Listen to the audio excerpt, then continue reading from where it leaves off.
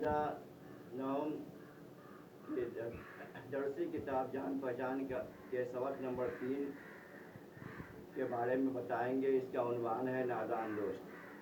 نادان دوست سے عقل مند دشمن اچھا ہوتا ہے، بڑے بزرگوں کا کہنا ہے، کیونکہ نادان دوست جو ہوتا ہے اس سے ہمیشہ خطرہ بنا رہتا ہے اور عقل مند دشمن سے آدمی ہمیشہ ہوشیار رہتا ہے۔ تو اس سبق کے لکھنے والے، اس کہانی کے لکھنے والے منشی پریم چند ہیں۔ ان کی پیدائش 1880 عیسوی میں ہوئی اور ان کا دیہانت 1936 عیسوی میں ہوا۔ پریم چند کا اصلی نام دھنپت رائے تھا۔ وہ بنارس کے قریب ایک گاؤں لمحی میں پیدا ہوئے تھے۔ ان کا شمار اردو کے ابتدائی اہم افسانہ نگاروں میں ہوتا ہے۔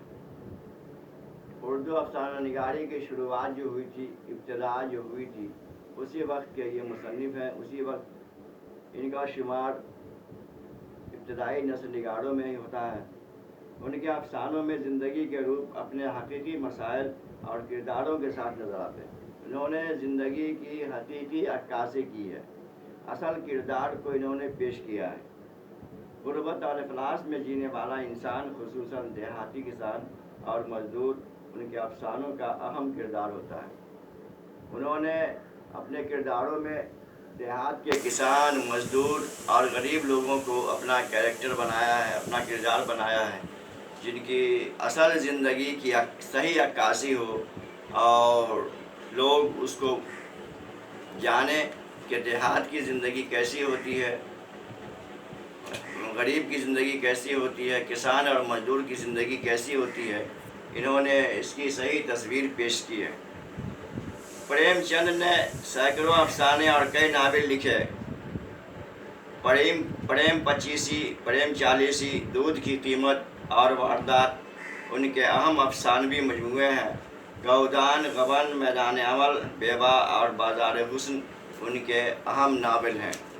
انہوں نے افسانہ بھی لکھا، کہانی بھی لکھی اور ناول بھی لکھا۔ ناول طویل کہانی کو ناول کہا جاتا ہے۔ تو اب آتے ہیں سبق کی طرف۔ نادان دوست۔ کیشو کے گھر میں ایک کارنیس کے اوپر ایک چڑیا نے انڈے دیے تھے۔ کیشو اور اس کی بہن شیاما دونوں بڑے غور سے چڑیا کو وہاں آتے جاتے دیکھا کرتے۔ کیشو اور شیاما دونوں بھائی بہن تھے۔ وہ اپنے بالکونی پر ایک چڑیا اور چڑا کو ہمیشہ آتے جاتے دیکھا کرتے تھے۔ سویرے دونوں آنکھ ملتے کارنیس کے اوپر پہنچ جاتے اور چڑا اور چڑیا دونوں کو وہاں بیٹھا پاتے، دونوں کو وہاں دیکھتے۔ ان کو دیکھنے میں دونوں بچوں کو نہ معلوم کیا مزہ ملتا تھا۔ دودھ اور جلیبی کی بھی سدھ نہیں رہی تھی۔ اسے دودھ اور جلیبی کی بھی فکر نہیں رہی تھی، گھر میں رکھا ہوا رہتا تھا، لیکن وہ چڑیا اور چڑا کو دیکھنے کی وجہ سے اس کا بھی خیال اسے نہیں رہتا تھا۔ دونوں کے دل میں طرح طرح کے سوالات اٹھتے۔ انڈے کس رنگ کے ہوں گے، کتنے ہوں گے، کیا کھاتے ہوں گے، ان میں سے بچے کس طرح نکل آئیں گے، بچوں کے پر کیسے نکلیں گے، گھونسلہ کیسا ہے۔ طرح طرح کے سوالات ان دونوں کے ذہن میں آتے تھے۔ دونوں آپس میں بات چیت کر کے کچھ سوالوں کے جواب ڈھونڈ لیتے تھے، لیکن جو جواب نہیں مل پاتا تھا تو اس کا پتہ انہیں نہیں چلتا تھا۔ لیکن ان باتوں کا جواب دینے والا کوئی نہ تھا۔ نہ اماں کو گھر کے کام دھندے سے فرصت تھی، نہ بابو جی کو پڑھنے لکھنے سے۔ دونوں بچے آپس میں سوال جواب کر کے اپنے دل کو تسلی دے لیا کرتے تھے۔ آپس میں بات چیت کر کے اسے کارنیس پکڑ لیتا تھا اور شیاما کو جبھی آواز سے ڈانٹتا، اچھی طرح پکڑو ورنہ اتر کر بہت ماروں گا۔ اسٹول کا چاروں پاؤں برابر نہیں تھا، اس لیے جدھر زیادہ ویٹ پڑتا ادھر جھک جاتا، دوسری طرف سے اڑ جاتا تھا اور کیشو کو اوپر تکلیف ہوتی تھی، وہ ہلنے ڈلنے لگتا تھا، گرنے کا خطرہ تھا۔ تو وہ شیاما یعنی اپنے بہن کو ڈانٹتا تھا، ٹھیک سے پکڑو نہیں تو نیچے آ کر بہت ماروں گا۔ کیشو نے جو ہی کارنیس پر ہاتھ رکھا، دونوں چڑیا اڑ گئی۔ کیشو نے دیکھا کارنیس پر تھوڑے سے تنکے بچھے ہوئے ہیں اور اس پر 3 انڈے پڑے ہوئے ہیں۔ جیسے گھونسلے اس نے درخت پر دیکھے تھے ویسا کوئی گھونسلہ نہیں تھا۔ جیسا گھونسلہ वो पेड़ों पर देखते थे, वैसा घोंसला नहीं था। केशव ने जो ही कॉर्निस पर हाथ रखा, दोनों चिड़िया उड़ गई।